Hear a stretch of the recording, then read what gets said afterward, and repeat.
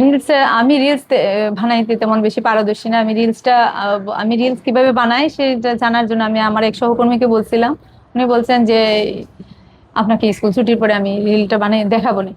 বলছেন আপনি হেঁটে যান, একটা ভিডিও করি, দেখবেন কিভাবে হয়। তা আমি হাঁটছি, হাঁটার মধ্যে একটু নর্মালি হাঁটা, আর ওইরকম বাতাস ছিল। আপনারা আছেন এখন আমার স্কুলে, দেখতে পাচ্ছেন প্রচুর বাতাস বইতেছে। আমি কুশিয়ারা নদীর পাড়ে একটা অবস্থিত একটা স্কুল, এই এলাকার 1 নং ফেঞ্চুগঞ্জ ইউনিয়নে অবস্থিত। এটা সবাই বলে একটা এত সুন্দর একটা স্কুল আপনারা নিজেরাও দেখতেছেন।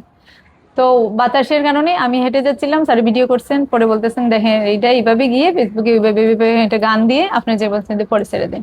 ওই আমি মানে আর আমার ব্যক্তিগত ফেসবুক আইডিতে আমি এটা আপলোড দিই। আমার খুবই সীমিত ফ্রেন্ড, আমি যেহেতু শিক্ষক পেশায় আছি, আমি সমাজের মানে আমি ব্যক্তিত্ব মেনটেন করে চলি, আমি প্রাইভেসি মেনটেন করে চলি বিশেষ করে। তো আমি এত বেশি কেউ ফ্রেন্ডশিপ রাখি না বা আমি রাখতে চাই নাই। তো আমাদের দেখা যাচ্ছে কি, ওই যে আমি কয়েকদিন আগে জেলার শ্রেষ্ঠ প্রধান শিক্ষক মহিলা হিসেবে নির্বাচিত হই। তো কয়েকটা পত্রিকায় আমাকে নিউজ করেছিল।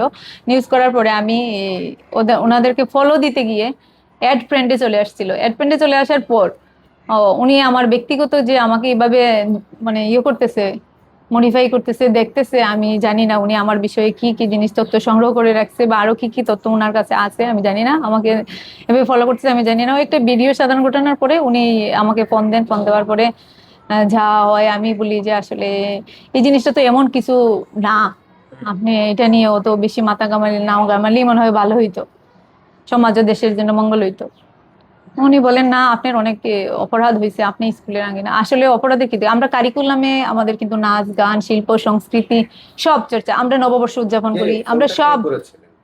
ওই যে ফেঞ্চুগঞ্জ প্রতিদিন এর প্রতিনিধি আসিফ ইকবাল ইরন ইরন নামের একজন ব্যক্তি, ওই এটাই নাকি।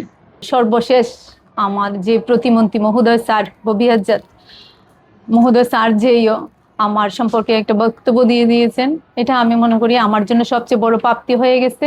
আমার আর কিছু বলার নাই, ওখানেই শেষ হয়ে যাক। না, শিক্ষক শান্তিতে থাকুক, হ্যাঁ, আমি মনে করি আচ্ছা এই যে, সমাজও শান্তিতে বিরাজ করুক। হ্যাঁ, ওই যে রিলস ভাইরাল হওয়ার ঘটনাটা আসলে ঘটনার পেছনের ঘটনাটা কি ছিল?